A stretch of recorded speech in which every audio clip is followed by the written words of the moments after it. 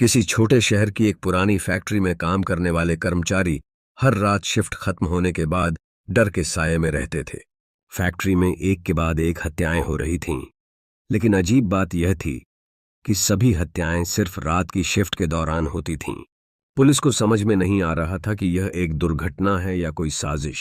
Factory के कर्मचारियों में से कुछ का कहना था कि हत्याएं किसी अंदरूनी आदमी द्वारा की जा रही हैं। कुछ ने यह भी कहा कि यह कोई बाहरी व्यक्ति हो सकता है जो जानबूझकर रात के समय फैक्ट्री में घुसता है और फिर निकल जाता है। लेकिन पुलिस के पास इस समय कोई ठोस सुराग नहीं था। उन्हीं में से एक, अर्जुन, जो एक जूनियर मजदूर था, हत्याओं के बारे में गहरी जांच पड़ताल करने का निर्णय लेता है। अर्जुन ने देखा कि हर हत्या से पहले एक खास आवाज सुनाई देती थी, एक धीमी सी आवाज, जैसे कोई खामोशी से फैक्ट्री के कनेक्शन में कोई बदलाव कर रहा हो। अर्जुन का शक और बढ़ता है और वह तय करता है कि वह अपनी रात की शिफ्ट में किसी न किसी तरह उस आवाज के स्रोत तक पहुंचेगा। एक रात अर्जुन पूरी तरह से तैयार होकर अपनी शिफ्ट पर गया।